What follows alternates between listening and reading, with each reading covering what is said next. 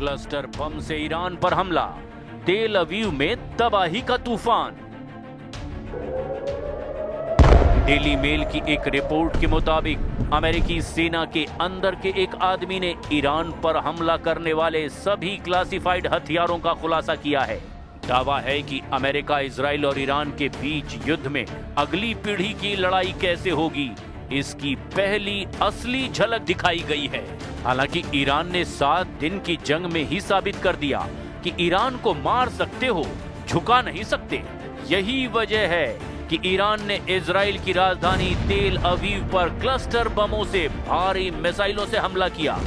जरा इन तस्वीरों को देखिए। तेल अवीव के आसमान में ईरानी क्लस्टर बम से भारी मिसाइलें कैसे कोहराम मचा रही हैं।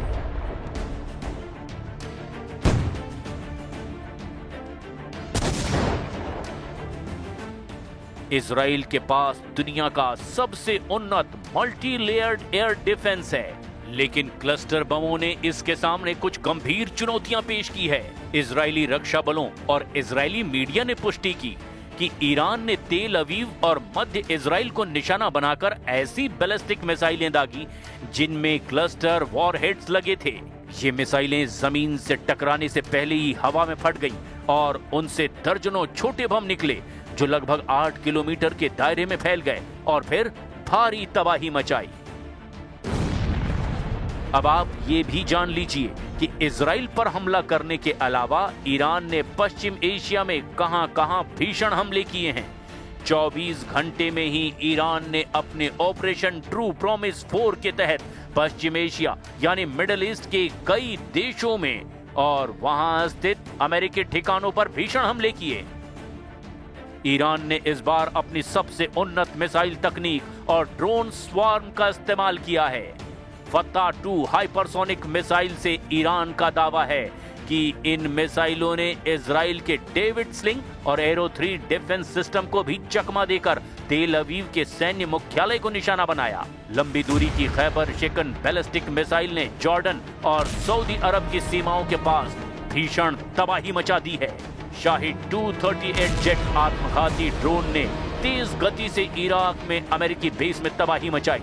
ईरान के हमले में इराक के अल असद एयर बेस में अमेरिका के 2 C-130 परिवहन विमान और एक हैंगर पूरी तरह से नष्ट हो गए।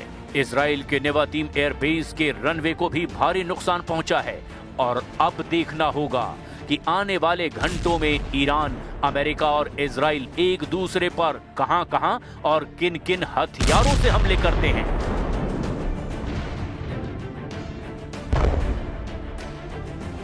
शुक्रवार को इजरायली सेना ने हिजबुल्लाह के ठिकानों पर बड़ा हमला किया।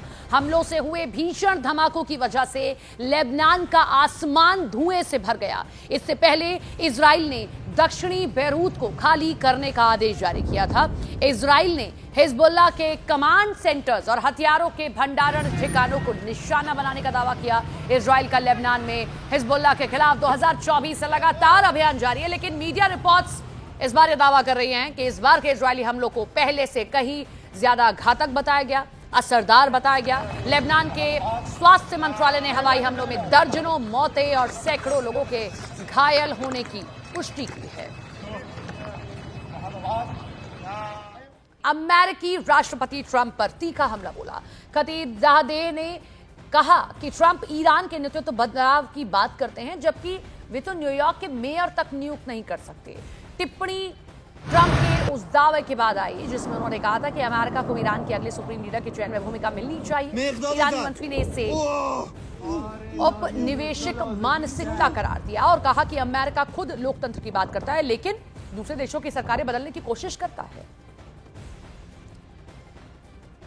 Oh my God. Asking for change in the leadership of Iran, and he says that I have to have voice on that, while he cannot appoint even the mayor of New York.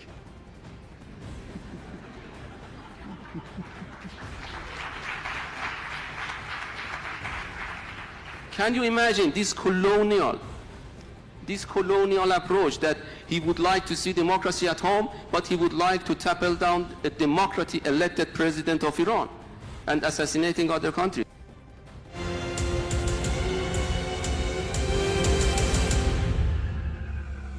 दावा ये कि यहीं से Khamenei अपनी तमाम रणनीति बनाते थे।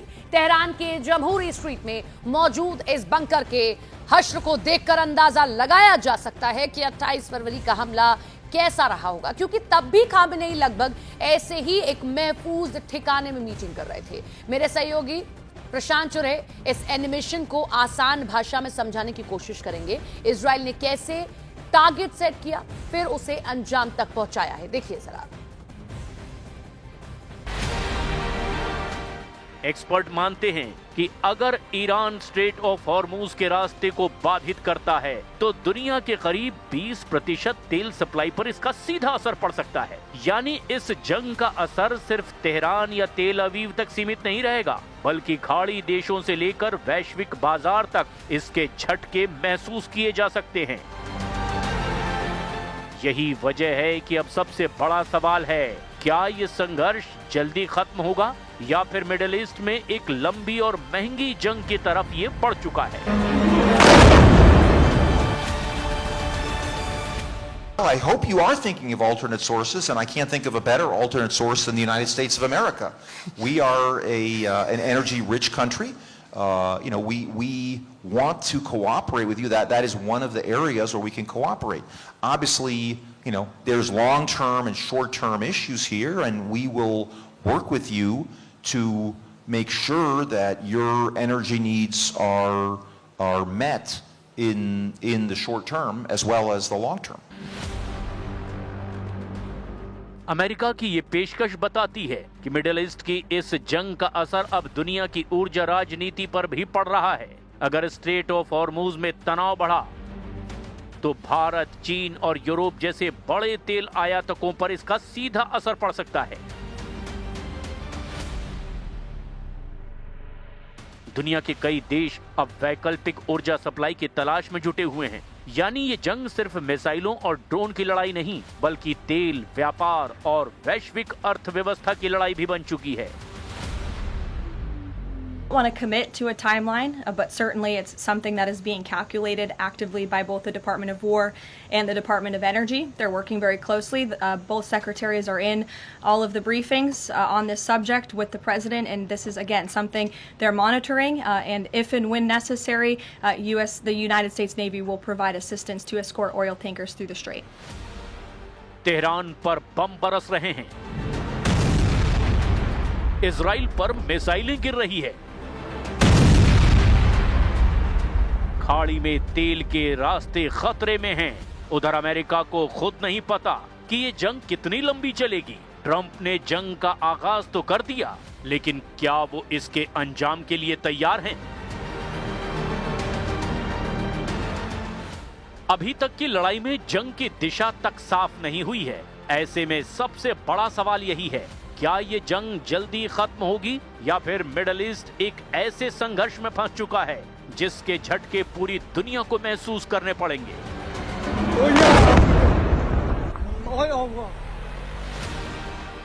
एक तरफ अमेरिका और इजराइल सैन्य दबाव बढ़ा रहे हैं, तो दूसरी तरफ ईरान भी मिसाइलों और ड्रोन्स के सहारे पलटवार लगातार जारी रखे हुए है।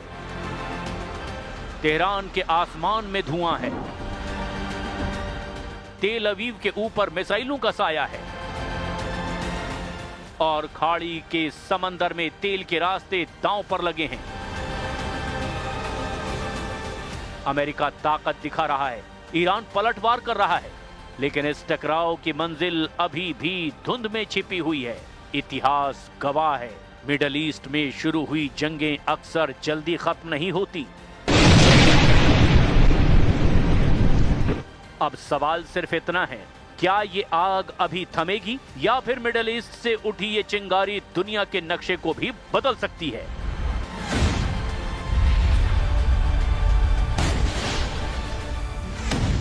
रूस और चीन जैसे देशों का समर्थन तो मिला है, लेकिन यह समर्थन सीमित है। दोनों देशों ने हमलों की निंदा की, युद्ध रोकने की अपील की, कूटनीतिक बयान भी दिए, लेकिन अब तक न तो चीन और ना ही रूस ने इस युद्ध में कोई सैन्य हस्तक्षेप किया है। माना जा रहा है कि रूस और चीन के इस युद्ध से दूरी बनाने की बड़ी वजह उनकी अपनी समस्याएं और हित भी हैं। जैसे रूस पहले यूक्रेन वॉर में उलझा है, कोई नया युद्ध वो नहीं चाहता। तो चीन की अगर हम बात करें तो अपने व्यापारिक ऊर्जा हितों की वजह से चुप है। रूस चीन दोनों के लिए ईरान की दोस्ती जरूरी तो है, लेकिन उन्हें युद्ध में उतरना स्वीकार नहीं है। में तनाव लगातार बढ़ता जा रहा है। इस दौरान हॉर्मज स्ट्रेट में एक तेल से भरे जहाज को निशाना बनाया गया। ड्रोन हमले के बाद जहाज पर भीषण आग लग गई। ईरान की रेवोल्यूशनरी गार्ड ने दावा किया है कि यह जहाज 2 ड्रोन हमलों के बाद आग की चपेट में आ गया। यह हमला ऐसे समय में हुआ है जब हॉर्मज जलदमरूद मध्य पर जंग की वजह से हजारों जहाज फंसे हुए हैं।